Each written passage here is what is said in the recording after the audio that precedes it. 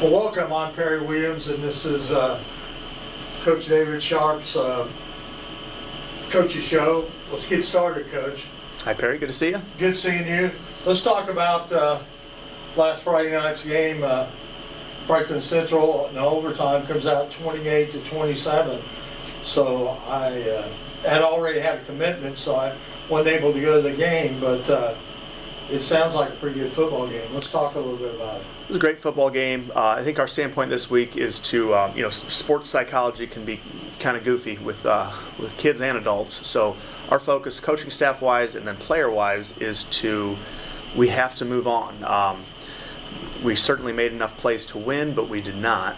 And we can't look at the ifs and buts all week and let that affect us, because we have another HCC opponent, another very good one in HSC coming up here. So we're going to do what we can to celebrate what we did well. We did a ton of things well, and things we did not do well just need a little extra practice on, a little bit more correction. So that's going to be our focus.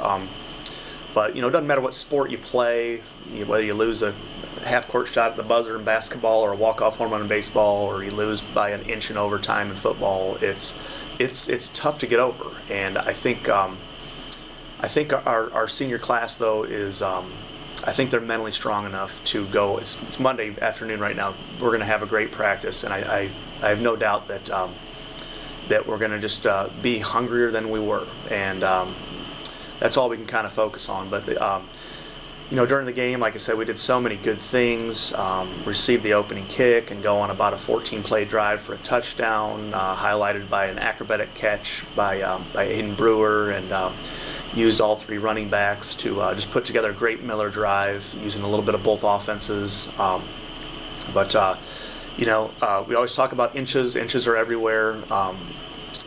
The next kick, they had a kick return down to about the 15 or 20 yard line, a big kick return, and we had our special teams film session this morning, Monday morning, and we just kind of pausing the tape on the kickoff, and it's just like multiple guys an inch away here, an inch away there, and it's just like, man, that was such a big play, but it's correctable. So got through that, but the second 7-7, we did another 12 or 13 play drive for a big long 75-yard touchdown Miller drive, again using all the backs. We're able to get wide quite a bit. Gage goalie had a lot of big runs to the edge. Jacob Baker had a couple nice runs in the first half on the keep play. So that was very critical for us going up 14-7, and then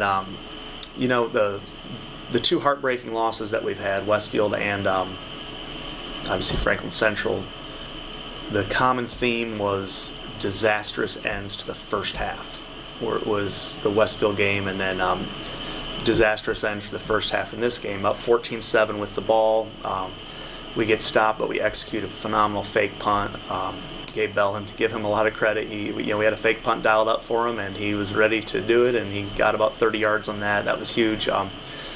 And that got us into plus territory with just a couple minutes left, and we're thinking, okay, this is going to be just like the Zionsville game. We're going to either go up 21-7 or 17-7. We were in great shape, but had just an unfortunate play on second down. We went backwards.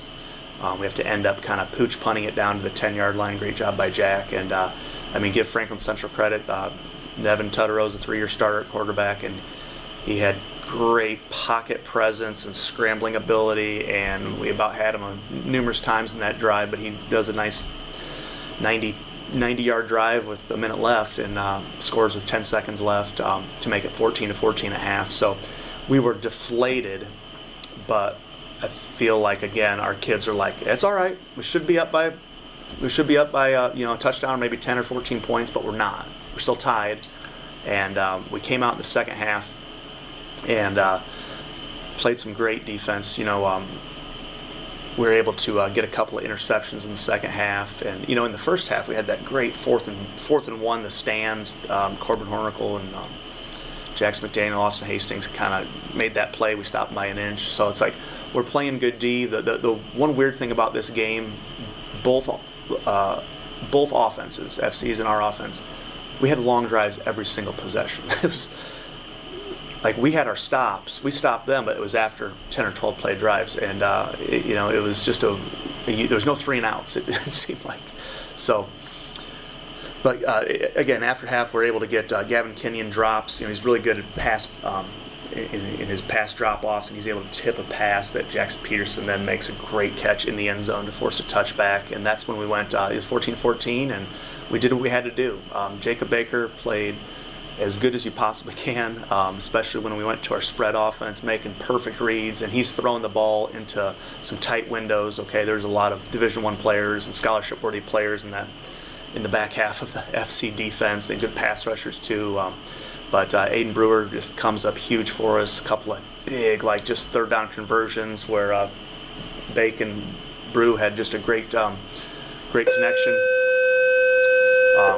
And that was I think it was an 18-play drive for a touchdown, and took off about 8 minutes off the clock. So right at the very end of the third quarter. So going up 21-14, and then we're able to get another stop, right? And Aiden Brewer actually goes in on defense and has a big sack on 4th and 8 to again give us just what we need to put the game away. Got a first down or two, and then but we were forced to punt there around midfield, and it was kind of like, thought that would be the end of the game. They had the ball with about 5 minutes to go, with down by a touchdown. They do drive, but we're able to intercept the ball on the 1 yard line with about 2.5 minutes to go. And eerily similar to the Westfield game, it was like, we have the ball on the 1 yard line, we have to get out of the shadow of our own end zone. Unfortunately, we turn the ball over there late, and they're able to tie it up. But resilient as we're able to, Logan Schaffner pops a big run for about 35 yards and gets us down towards field goal range. And on a huge 4th and 7, Jake Baker just makes the most beautiful pass on a little 7-yard out route to Schaff, and converts that that sets up a field goal attempt. We miss it by an inch, and the overtime period after they scored, we were able to score, and we decided to go for 2. I kind of looked at Coach Metz, and Coach Metz was just kind of like, go for the win. Our defense we were a little on the gassed side. It was like we have a chance to win it, and we give the ball to Schaff, and we just about 2.5 yards and not 3. So, but as I mentioned, so many things that we did were well. We played well. It's unfortunate we don't get the win, but our standpoint is that we deserve a seat at the HCC table. I mean, it's taken a long time to legitimately say that. Breaking through and getting back-to-back conference wins is something that we're trying so hard to do. We didn't get it done, and all we can do is strap up our helmets again and get ready for yet another outstanding football team in HSE. Yeah, the one thing about it is, Coach, when you play high school football, and it's 1 week, so you can prepare, and whether you win or lose, you got to get ready for the next one on next Friday. So good luck, coming up here. Let's talk a little bit about Hamilton Southeastern, and because that's another very good opponent. They came off a loss, dug themselves a little bit of hole against Zionsville, but then came storming back. So let's talk about Hamilton Southeastern, because there's been a lot of people talk about them from the get-go early in the season. So let's talk a little bit about them. Right. Well, they're very good on offense. Led by their fine running back Alexander. He can go 80 yards on any given play. We know that. He's done that for multiple years now. And of course, number 1, the receiver Hamilton, is as good as anybody in the state. He had a huge game against Zionsville, leading that comeback, as you mentioned. So lots of explosion on offense. Very well coached offense. They'll give you a lot of formations, a lot of plays, a lot of things to think about, and the quarterback's doing a very, very fine job in his first year starting this year as well. He's dispersing the ball everywhere. He was 13 for 18 and threw for 285 yards, and then you were talking about Hamilton. He caught 8 passes for 225 yards. Oh yeah. And then they had a pretty balanced running attack with 3 different players 40-plus yards. So Yeah. that makes it a little tough when Oh yeah, you don't know where they're going to come from. So. they've been very good on offense the past few years for sure, and it's no surprise that they're again clicking on all cylinders.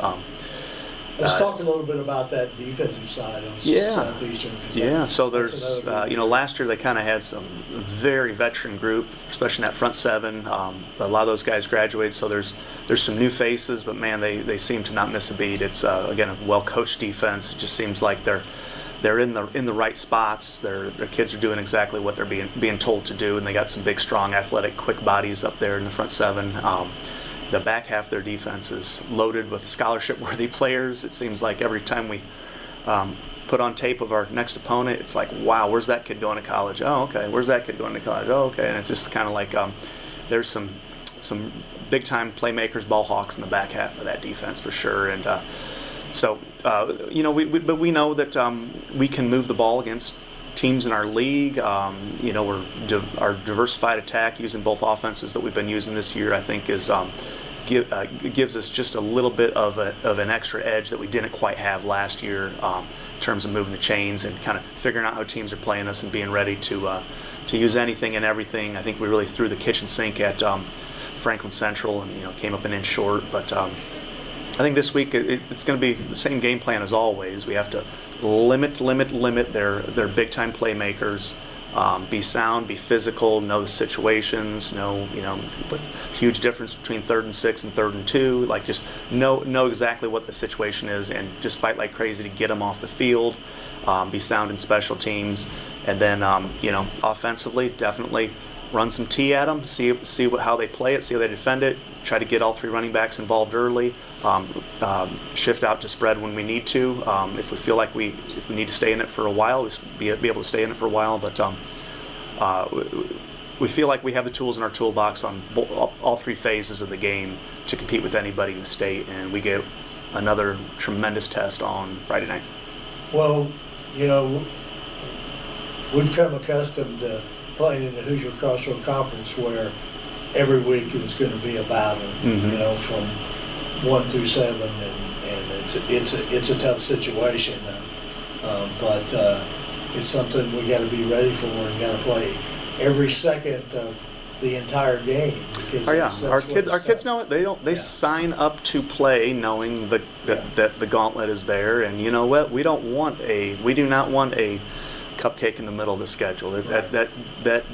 That can distract a team. I coached small school ball for 10 years, and it's like half your games are competitive, half your games are blowouts, and that's, you can lose kids' attention to detail if you if they know they're going to win by 4 or 5 touchdowns in a random week. So this is what we need. This is what we need. We need to stay as focused as possible with another tremendous opponent.